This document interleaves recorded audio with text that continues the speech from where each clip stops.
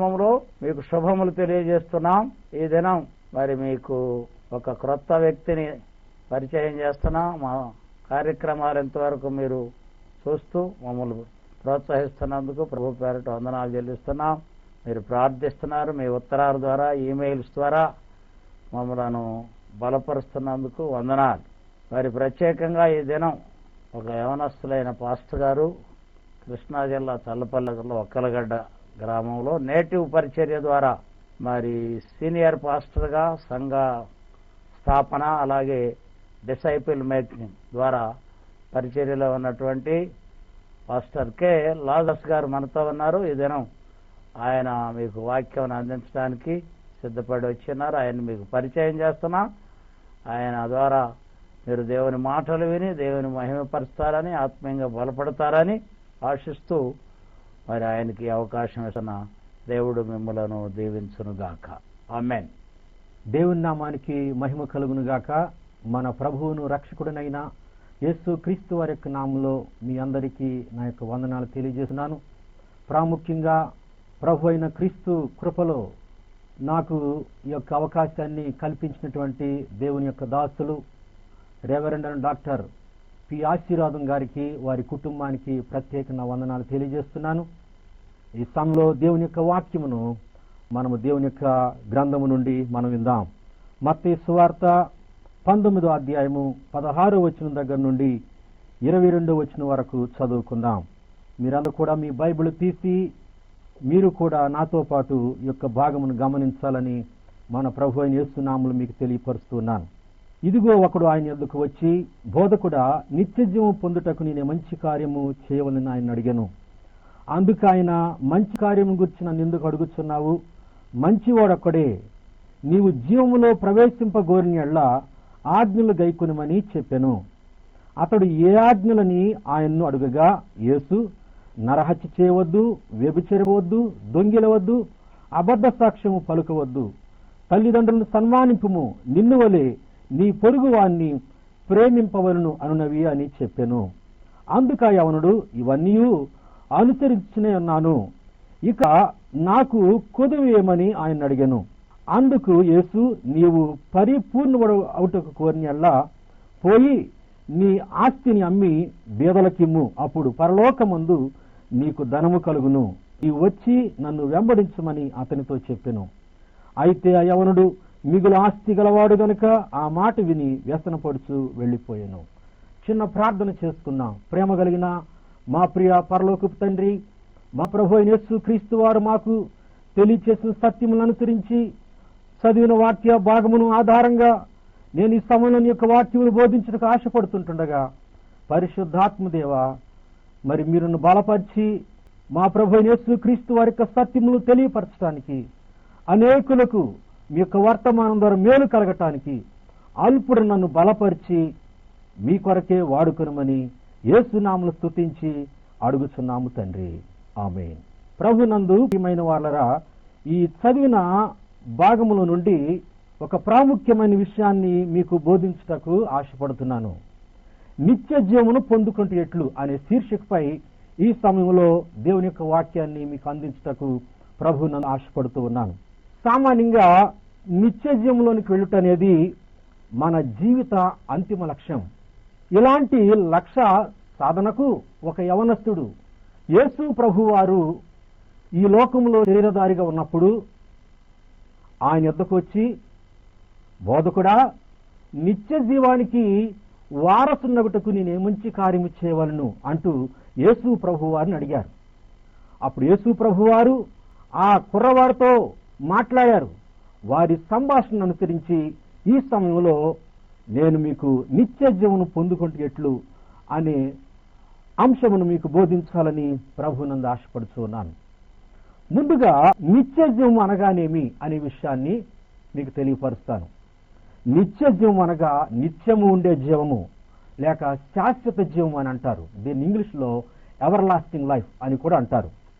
ఆత్మీయంగా సచ్చిన మనిషి ఎప్పుడైతే క్రీస్తునందు విశ్వాసం ఉంచుతాడో అతడు తిరిగి జన్మిస్తాడు. అనగా అతని ఆత్మ తిరిగి బ్రతికించబడింది.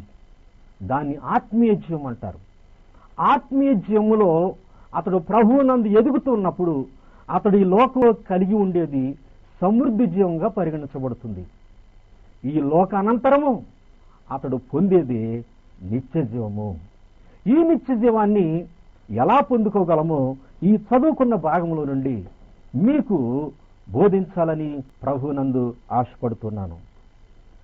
ఈ సమయంలో నిత్య జీవం పొందుకున్నట్టు ఎట్లు అనే శీర్షికపై 3 విషయాల ద్వారా మీకు తెలియపరుస్తారు. మొట్టమొదటిగా నిత్య జీవము ఎలా పొందుకోగలము? మొదటి పాయింట్ ఏంటంటే మంచి పనులు కాదు గాని మంచి వ్యక్తి ద్వారానే మనము నిత్య జీవమును పొందుకోగలము. ఈ సత్యాన్ని మత్తయి సువార్త 19వ అధ్యాయము 16 నుండి 20 వచనాల నుండి మనం గమనించగలము. మంచి పనులు కాదు మంచి వ్యక్తి ద్వారానే. ఇక్కడ మనం చూసినట్లయితే ఈ యొక్క యవనస్తుడు యేసు ప్రభు దగ్గరకు వచ్చి అంటున్నాడు కదా, నిత్య జీవం పొందుకోవటానికి నేనే మంచి కార్యము చేయవలను అని అడుగుతాడు.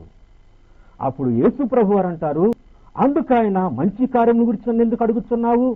మంచివాడొక్కడే నిత్య జీవంలో ప్రవేశింప గోరినెల్ల ఆజ్ఞలను గైకొనమని చెప్పెను. అంటే ఇక్కడ మంచి కార్యములు అనే విషయాన్ని యేసు ప్రభువుతో ఈ యొక్క యవనస్తుడు ప్రస్తావించినప్పుడు, యేసు ప్రభు వారు ఆజ్ఞలను గైకొనమని ఆ యవనస్తుడితో చెప్తున్నప్పుడు ఇతడు అనుకున్నాడు కదా, మంచి కార్యములంటే ధర్మశాస్త్రం అనుసరించి ఆజ్ఞలను గైకొనుటయే. అంటే ఏ ఆజ్ఞలండి అవి? ఇక్కడ మనం చూస్తున్నాము, నరహత్య చేయవద్దు, వ్యభిచరింపవద్దు, దొంగిలవద్దు, అబద్ధ సాక్ష్యం పలకవద్దు, తల్లిదండ్రులను సన్మానింపుము, నిన్ను వలె నీ పొరుగువాన్ని ప్రేమింపవలెను అనునవి. ఇవి మంచి కార్యములుగా ఆ యొక్క యూదుడైనటువంటి ఆ యొక్క యవనస్తుడు భావిస్తున్నాడు. ప్రభునందు ప్రియమైన వారలారా, మన భారతీయ దృక్పథంలో కూడా చూసినట్లయితే మన భారతీయులు కొన్ని మంచి పనులు చేస్తూ ఉంటారు. అదేంటంటే అన్నదానము, వస్త్రదానము, గోదానము, భూదానము, రక్తదానము, నేత్రదానము. ఇవి మంచి పనులు. ఈ మంచి పనులు చేయటం ద్వారా ఆ వ్యక్తి మోక్షంలోనికి వెళ్ళగలుగుతాడంటూ మన భారతీయులు నమ్ముతారు. యూదులైనటువంటి వారేమనుకుంటున్నారంటే, లేకపోతే ఆ కుర్రవారు ఏమనుకుంటున్నా అంటే ఆజ్ఞలు గైకొనడం ద్వారా అవే మంచి పనులుగా భావించి వాటిని చేయటం ద్వారా నిత్యజీవంలోనికి వెళ్ళగలను అనుకుంటున్నాడు. కానీ యేసు ప్రభు వారు ఆ మంచి పనుల గురించి మాట్లాడలేదు. ఎందుకంటే ప్రభువునందు ప్రియమైన దేవుని బిడ్డలారా, మనం ఒకవేళ మంచి పనుల ద్వారానే దేవుని యొక్క రాజ్యంలోనికి వెళ్ళగలిగే స్థితి ఉంటే, మరి ఈ లోకంలో మంచి పనులు ఎవరు చేయగలరంటే ధనికులు మాత్రమే చేయగలరు. దరిద్రులు చేయలేరు. ఎందుకంటే వారి దగ్గర మంచి పనులు చేయటానికి తగినటువంటి సామర్థ్యం లేదండి. మరి దరిద్రుడు చేయలేడు, ధనికుడు చేయగలడు. మరి ధనికుడు పరలోక రాజ్యంలోకి వెళ్ళగలడు, దరిద్రుడు వెళ్ళలేడు. మరి అలాంటి పరిస్థితుల్లో దరిద్రులైన మరి మిగతా ప్రజలందరి పరిస్థితి ఏమైపోతుంది? అందుకని యేసు ప్రభు వారు మంచి పనుల ద్వారా కాదు, మంచి వ్యక్తి ద్వారానే ఒక వ్యక్తి నిత్య జీవంలోనికి వెళ్ళగలడు అనే విషయాన్ని ఇక్కడ తెలియపరుస్తూ ఉన్నాడు. ఒకవేళ మంచి పనులు, మంచి కార్యములు మనం ఎక్కువగా చూసుకున్నప్పటికీ దేవుని యొక్క వాక్యం తెలియచేస్తున్నది, మనిషి యొక్క నీతి క్రియలను మురికి గొడ్డలని యెషయా గ్రంథము 64:6లో మనం చూస్తాం. అతని యొక్క మంచి క్రియలను మురికి గొడ్డలంటే ఒక వ్యక్తి ఈ రీతిగా తెలియపరిచాడు. అదేంటంటే కుష్టి వ్యాధి కలిగిన వ్యక్తి ఆ కుష్టు స్రావము లేకపోతే రక్తము, చీము కారుతున్నప్పుడు అతడు ఆ చీమును, రక్తమును తుడుచుకునే గుడ్డలు అవే మురికి గుడ్డలు. మానవుని యొక్క నీతి క్రియలన్నీ, మంచి పనులన్నీ దేవుని దృష్టిలో మురికి గుడ్డలుగా ఉండిపోయాయి. కాబట్టి ఒక ధనికుడు మంచి మంచి పనులు చేస్తున్నప్పటికీ ప్రభునందు ప్రియమైన దేవుని బిడ్డలారా, అవి దేవుని దృష్టిలో మురికి గుడ్డలు. కాబట్టి నేను మంచి పనులు చేస్తున్నాను అనుకోవటానికి వీల్లేదు. మానవుని యొక్క మంచి పనులు ఒక వ్యక్తిని పరలోక రాజ్యంలోనికి చేర్చలేవు. మంచి వ్యక్తి ద్వారానే, లేక దేవుడు చేసినటువంటి మంచి కార్యము ద్వారానే పరలోక రాజ్యంలోనికి ఒక వ్యక్తి ప్రవేశించగలడు. ఆ ఒక మంచి వ్యక్తి ఎవరంటే దేవుడే. దేవుడు చేసిన మంచి కార్యం ఏంటంటే, దేవుడు ప్రేమగల దేవుడై ఉన్నాడు. తన కుమారుని ఈ లోకంలోనికి పంపాడు. తన కుమారునిపై మనందరి పాపమును మోపినాడు. మన శిక్ష యావత్తు ఆయన మీద వేసినాడు. మన పాపమునకు శిక్ష ఆయన మీద భరింపచేసి ఆయన ద్వారా మన గొప్ప మార్గాన్ని ప్రసాదింపచేశారు.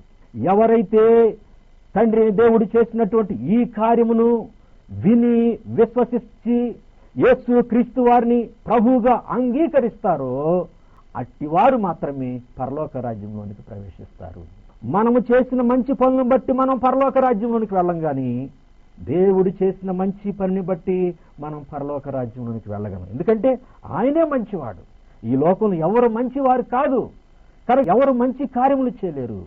ఆ మంచి దేవుడు నీ కొరకు నా కొరకు నిన్ను నన్ను పరలోక రాజ్యంలోనికి తీసుకుని వెళ్ళటానికి యేసు క్రీస్తు వారిని ఈ లోకంలోనికి పంపి ఆయన ద్వారా మనం పరలోకానికి వెళ్ళటానికి ఆయనే మంచి కార్యం చేశారు. ఎవరైతే ఈ సత్యాన్ని విని విశ్వసిస్తారో అట్టివారు పరలోక రాజ్యంలోనికి ప్రవేశిస్తారు. ఇది మొదటి విషయం అండి. రెండవ విషయాన్ని చెప్తాను. మనం నిత్య జీవాన్ని పొందుకోవాలంటే దేవుని యొక్క వాక్యం నుండి మనం చూస్తున్నాం. ఇక్కడ మనం చూస్తున్నాం, ఇతడు యవనస్తుడు ప్రశ్నలు యేసు ప్రభువుతో అడుగుతున్నప్పుడు, యేసు ప్రభు వారు అతనితో మాట్లాడుతూ ఉన్నప్పుడు యేసు ప్రభు వారు ఒక సంగతి చెప్పారు. అయ్యా, నీలో ఏ కొదువు లేదా? అయితే ఒక విషయం ఉన్నది. 21వ వచనము, అందుకు యేసు, నీవు పరిపూర్ణ వడుకుడు కోరిని ఎల్లా పోయి ఆస్తిని అమ్మి బేదలకిమ్ము, అప్పుడు పరలోకమందు నీకు ధనము కలుగును, నీవు వచ్చి నన్ను వెంబడించుమని అతనితో చెప్పాను. మత్తయి సువార్త 19:21 వచనాన్ని నేను చదివాను. దీన్ని అనుసరించి మనం నిత్య జీవంలోనికి ప్రవేశించాలంటే రెండో విషయం ఏంటంటే, మనము ప్రభునందుపులరా ఆస్తిని బట్టి మనం పరలోకానికి వెళ్ళలేము. క్రీస్తు ద్వారానే పరలోకానికి వెళ్ళగలం. మొట్టమొదట మనం తెలుసుకున్నాం, మంచి పనులు కాదు, మంచి వ్యక్తి ద్వారానే మనం పరలోకానికి వెళ్ళగలము. అది మొదటి విషయం.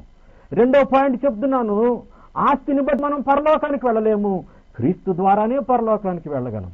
ఎందుకంటే యేసు క్రీస్తు వారు ఈ లోకంలోనికి వచ్చారు. ఆయన నిన్ను నన్ను పరలోక రాజ్యంలోనికి తీసుకుని వెళ్ళటానికి వచ్చారు. ఆస్తి పరులు పరలోక రాజ్యానికి వెళ్ళలేరు, క్రీస్తునందున్న వారే పరలోకానికి వెళతారు. అంటే ఆస్తి పరులందరూ పరలోకానికి వెళ్ళరని కాదు నా యొక్క అర్థం. అలా అయితే బైబిల్ గ్రంథంలో మనం చూసినట్లయితే జక్కయ్య అనే ధనికుడు యేసునందు విశ్వాసం ఉంచిన తర్వాత తన జీవితాన్ని మార్చుకున్నాడు, అతడు వెళ్ళినాడు. నేను చెప్పే ఉద్దేశం అంటే, ఎవరైతే క్రీస్తునందు లేరో, బహిరంగంగా గొప్ప ఆస్తి పాస్తులు వారికి ఉండొచ్చు, కానీ ఎవరైతే క్రీస్తునందు లేరో వారే దరిద్రులండి. వాస్తవంగా వారి ఆస్తిమంతులు కావచ్చు ఇహలోకపరంగా, క్రీస్తునందు లేని వారికి దరిద్రులే. కనుక క్రీస్తునందు ఉన్నవారు మాత్రమే పరలోకానికి వెళ్ళగలరు. దేవుని యొక్క వాక్యం ఈ రీతిగా చెప్తుంది. యోహాను సువార్త 14:6లో, నేనే మార్గమును సత్యమును జీవమును, నా ద్వారానే తప్ప ఎవడును తండ్రి యొద్దకు రాలేడు. కనుక తండ్రి పరలోకంలో ఉన్నారు. తండ్రి యొద్ద నుంచి యేసు క్రీస్తు వారి లోకంలోనికి పంపబడ్డారు. ఆయనే పరలోక మార్గము తెలిసిన వారు. కనుక ఇప్పుడు యేసు క్రీస్తు ద్వారానే మనం నిత్య జీవంలోనికి ప్రవేశించగలము. క్రీస్తు ద్వారానే మనం పరలోక రాజ్యంలోనికి ప్రవేశించగలము. ఆస్తిని బట్టి కాదు. ఆస్తిని బట్టి అత్యంతకు. ఒకవేళ నువ్వు ఆస్తిని కలిగి ఉండొచ్చు ఓ సహోదరి సహోదరుడా, అయితే క్రీస్తును కలిగి లేకపోతే నువ్వు పరలోకానికి వెళ్ళలేవు. ఈ యొక్క యవనస్తుడు, అతనికి ఆస్తి అయితే ఉంది, కానీ అతను క్రీస్తుని నమ్ముకోలేదు. ఎప్పుడైతే నన్ను వెంబడించు, నీ యొక్క ఆస్తిని విడిచిపెట్టి ఆస్తి నమ్మి బీదలకు ఇచ్చి నన్ను వెంబడించు అనగానే అతడు ఆస్తిని కాపాడుకున్నాడు, క్రీస్తుని వదిలేశాడు. ఆస్తి ద్వారా ఈ లోకాన్ని ప్రభావితం చేయవచ్చు చాలా మంది. కొంతమంది రాజకీయ నాయకులు కూడా ప్రభావితం చేసి ప్రభుత్వాలను కూడా కూలద్రోయట్లో తమ ఆస్తి ద్వారా పరోక్షంగా పాత్ర వహిస్తారు. ఒకవేళ ఆస్తిని కోల్పోతే తను ఎంతో కోల్పోతాను అనుకున్నాడేమో ఈ వ్యక్తి, కానీ ప్రభునందు ప్రియమైన దేవుని బిడ్డారా, అతడు ఆస్తిని కాపాడుకున్నాడు, కానీ క్రీస్తును వదులుకున్నాడు. ఎంత దరిద్రుడండి! బాహ్యంగా చూస్తే అతడు ధనవంతుడే, ఆస్తిమంతుడే, కానీ అతడు క్రీస్తును కలిగి లేడు. పరలోక రాజ్యంలోనికి ప్రవేశించాలంటే ఆస్తి కాదు, క్రీస్తు. కనుక ఇప్పుడు వరకు రెండు విషయాలు చెప్పాను. పరలోక రాజ్యంలోనికి, నిత్య జీవంలోనికి ప్రవేశించాలంటే మొట్టమొదటిగా మంచి పనులు కాదు, మంచి వ్యక్తి ద్వారానే వెళ్ళగలము. రెండో విషయము, ఆస్తి ద్వారా కాదు, క్రీస్తుని బట్టే వెళ్ళగలము. ఇక మూడో విషయాన్ని తెలుసుకుందాం. పరలోక రాజ్యంలోనికి మనం ప్రవేశించాలంటే ఈ యొక్క మత్తయి సువార్త 19:22 మనం చూస్తున్నాం. అయితే యవనుడు మిగులు ఆస్తిలవాడు గనక ఆ మాట విని వ్యసనపడుచు వెళ్ళిపోయాను. మూడవదిగా, ఒక వ్యక్తి పరలోక రాజ్యంలోనికి ప్రవేశించాలంటే వినువారుగా ఉంటే కాదు, విశ్వసించువారుగా ఉంటేనే పరలోక రాజ్యంలోనికి ప్రవేశించగలరు. వినుట ద్వారా కాదు, విశ్వసించడం ద్వారానే పరలోకానికి వెళ్ళగలరు. నేటి దినాల్లో చాలా మంది దేవుని యొక్క వాక్యం వింటున్నారు. యేసు క్రీస్తు గురించి చాలా మందికి విశ్వాసం ఉంటుంది, కానీ యేసు మీద వారికి విశ్వాసం లేదు. ఆ యేసు ప్రభు వారు మాకు తెలుసండి, ఆయన మహానుభావుడండి, మంచి దేవుడండి, ఆ ఎండలో ప్రజలందరి కొరకు ప్రాణం పెట్టాడండి. యేసుని గురించిన విశ్వాసం అది కాదు కావాల్సింది, యేసు మీద విశ్వాసం. యేసు మీద విశ్వాసం అంటే యేసు ప్రభువారు నా దేవుడు, యేసు ప్రభువారు నా రక్షకుడు, యేసు ప్రభువారు నా కొరకు చనిపోయి సమాధి చేయబడి తిరిగి లేచాడని ఎవరైతే ఆయనందు విశ్వాసం ఉంచి, ఆయన మన కొరకు చేసిన కార్యమందు విశ్వాసం ఉంచి ఆయన ప్రభువుగా అంగీకరించి ఆయన వెంబడిస్తారో అట్టివారు యేసునందు విశ్వసించిన వారు. కనుక మనకు కూడా అట్టి విశ్వాసం కావాలి. ఈ యొక్క యవనస్తుడు విన్నాడు గాని విశ్వసించలేదు. దేవుని బిడ్డ, వినువారు కాదండి, విశ్వసించువారు పరలోక రాజ్యంలోనికి ప్రవేశిస్తారు. దేవుని యొక్క వాక్యంలో మనం ఇంకా చూడగలము, ప్రభు అయిన యేసునందు విశ్వాసం ఉంచుము, అప్పుడు నీవును నీ ఇంటి వారును రక్షించబడుదురని అపోస్తుల కార్యం 16:31 మనం చూస్తాం. అలాగే యోహాను సువార్త 5:24 కూడా, నా మాట నన్ను పంపిన వాని విశ్వాసం ఉంచువాడు నిత్య జీవము కలవాడు, వాడు తీర్పులోనికి రాక మరణములో నుండి జీవములోనికి దాచి ఉన్నాడు. కాబట్టి యేసును గురించి వినుట మాత్రమే కాదు, యేసునందు విశ్వాసం ఉంచుట చాలా ప్రాముఖ్యమైన సంగతి. నేటి దినాల్లో యేసుని గురించి వింటున్నావు, వర్తమానాల ద్వారా వింటున్నావు, టీవీల ద్వారా వింటున్నావు, మీటింగ్స్కి వెళ్ళుట ద్వారా వింటున్నావు, పండుగల్లో దేవాలయాల్లో మందిరాల్లో కూర్చుని పాల్గొనట ద్వారా వాటి వినుట ద్వారా అనేక సంగతులు వింటున్నావు. కానీ యేసుని గురించి వింటున్నావు కానీ యేసునందు విశ్వాసం ఉంచున్నావా? ఈ సమయంలో నేను ప్రభువునని చెప్పేంటంటే, యేసుని గురించి వినుట మాత్రమే కాదు, యేసునందు విశ్వాసం ఉంచాలి. ఆ యవనస్తుడు ధనికుడై ఉన్నాడు, ఆ యవనస్తుడు యూదుడై ఉన్నాడు, ఆ యవనస్తుడు పారంపర్యాచారమైన భక్తిని కలిగి ఉన్నాడు. కానీ యేసు ప్రభు స్టాండర్డ్ ప్రకారము తన భక్తిని చూపించుకోలేకపోయాడు. యేసు ప్రభు వారు ఏం చెప్పారండి? మంచి పనులు కాదు, మంచివాడు దేవుడే. ఇది మనకు అసాధ్యము, కానీ దేవునికి సమస్తము సాధ్యము. దేవుని ద్వారానే మనం పరలోక రాజ్యానికి వెళ్ళగలం. ఆ కార్యం దేవుడు చేశారు, మన నీతి క్రియలను బట్టి కాదు. కాబట్టి ప్రభునందు ప్రియమైన దేవుని బిడ్డలారా, మంచి పనుల ద్వారా కాదు, మంచి వ్యక్తి ద్వారానే మనం పరలోక రాజ్యానికి వెళ్ళగలం. అది మొదటి పాయింట్. రెండవదిగా, ఆస్తి ద్వారా కాదు, క్రీస్తు ద్వారానే మనం పరలోక రాజ్యానికి వెళ్ళగలం. అది రెండవ విషయం. మూడవదిగా, వినుట ద్వారా కాదు, విశ్వసించడం ద్వారానే మనం పరలోక రాజ్యానికి వెళ్ళగలం. ఆ మూడు ఆ యవనస్తుడు కోల్పోయినాడు. అయితే నీ వింటున్నావు దేవుని యొక్క వాక్యాన్ని ఈ సమయంలో. ఒకవేళ నువ్వు ఏ స్థాయిలో ఉన్నావో, నువ్వు ఏ రీతిగా నీ యొక్క ఆలోచన కలిగి ఉన్నావో, ఒకవేళ ఆ యవనస్తుడు నీకు ఆలోచన కలిగి ఉంటే ఇప్పుడు ప్రభువునందు నీకు ఆలోచన మార్చుకో. ఇప్పటికే నీ జీవితంలో చాలా సంవత్సరాలు అయిపోయాయి. ఇప్పుడు మరొక తరుణాన్ని ప్రభువు నీకు ఇస్తున్నాడు. దేవుని బిడ్డలారా, నేను మంచి పనులు చేస్తున్నానని, ఎన్నో మంచి పనులు చేస్తున్నానండి, నేను ఎంతో సహాయం చేస్తున్నానని అనుకుంటున్నావా?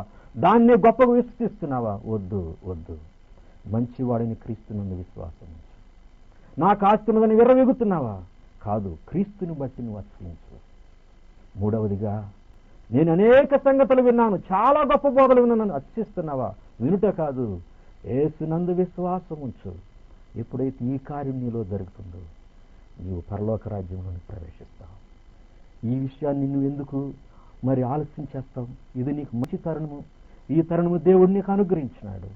కాబట్టి ఈ తరుణమును నీవు మరి అర్థం చేసుకుని ఈ రోజైనా కానీ నీ హృదయంలో గొప్ప తీర్మానం చేసుకో. నీ కొరకు యేసుక్రీస్తు వారు ఈ లోకంలోనికి వచ్చారు, మానవునిగా ఆయన ఈ లోకంలో జీవించారు, మనందరి పాపముల కొరకు శిలువలో చనిపోయి సమాధి చేయబడి 3వ దినాన తిరిగి లేచారు. ఆయన మన కొరకు చేసిన రక్షణ కార్యాన్ని ఎవరైతే విని విశ్వసించి యేసుక్రీస్తుని ప్రభువుగా రక్షకునిగా అంగీకరిస్తారో అట్టి వారికి నిత్య జీవాన్ని యేసు ప్రభు వారు ఇస్తున్నారు. ఈ సమయంలో నీవు కూడా యేసునందు విశ్వాసం ఉంచి ఆయన ద్వారా నిత్య జీవాన్ని పొందుకో. ప్రభు ఇచ్చే గొప్ప ఆధిక్యతను పొందుకో. అట్టి ఆధిక్యతను ప్రభునందు పొందుకోవాలని నేను ఈ మాటలు ముగిస్తున్నాను. ప్రభునందు ఈ మాటలు తెలియజేస్తున్నాను. దేవుడు మిమ్మల్ని ఆశీర్వదించి పరిశుద్ధాత్మ దేవుని ద్వారా మీరు వాటానుసారంగా క్రీస్తును విశ్వసించి ఆయన ద్వారా నిత్య జీవం పొందుకోగలరని ప్రభువునందు ఈ మాటలు తెలియజేస్తూ ముగిస్తున్నాను. దేవుడి యొక్క వర్తమానమును దీవించునుగాక. ప్రార్థన చేస్తున్నాను.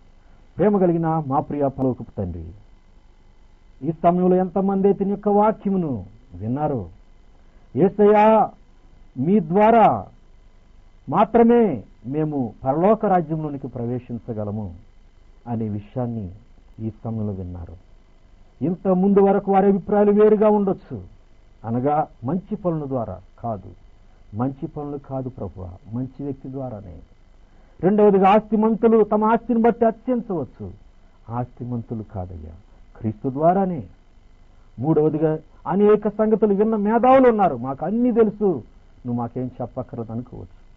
విన్నవారు కాదు, విశ్వసించడం ద్వారానే పరలోక రాజ్యంలోనికి ప్రవేశించగలరు అనే ప్రభు అయిన యేసు క్రీస్తు వారి యొక్క సత్యాన్ని, ఆయన బోధించిన సత్యాన్ని ఈ సమయంలో ఎంతమంది అయితే విని ఆయన ద్వారా నిత్య జీవాన్ని పొందుకొని ఆశిస్తున్నారు, అట్టి వారిని దీవించమని, వారిని సరైన మార్గంలో నడిపించమని, ఈ కార్యక్రమం ఈ రీతిగా అందించడానికి దీని విషయంలో ఎంతగానో సహకరించినటువంటి మీ దాసులను, వారి యొక్క పరిచర్ను, వారి కుటుంబాన్ని ప్రత్యేకంగా ఆశీర్వదించమని యేసునామమున స్తుతించి అడుగుచున్నాము తండ్రి. ఆమేన్. మీ అందరికీ వందనాలు. Bless you all. మీ కుటుంబాల్లో సమస్యలు మరియు వ్యాధులతో బాధలతో బాధపడుతున్న వారి కొరకు ప్రతి ఆదివారం, బుధవారం రాత్రి, ప్రతి నెల 2వ శుక్రవారం రాత్రి సంపూర్ణ రాత్రి ఉపవాస ప్రార్థన మోవా బేతేల్ చర్చ్ నందు జరుగును. మీ ప్రార్థన అవసరతలకు సంప్రదించవలసిన మా చిరునామా: రెవరెండ్ డాక్టర్ పోలిమెట్ల ఆశీర్వాదం గారు, Bethel church, మోవా post and mandal, Krishna district 521135, Andhra Pradesh. మా ఫోన్ నంబర్స్ 08671252681. మా సెల్ నెంబర్ 9618843324. మా ఈమెయిల్ అడ్రస్ pblessing@rediffmail.com.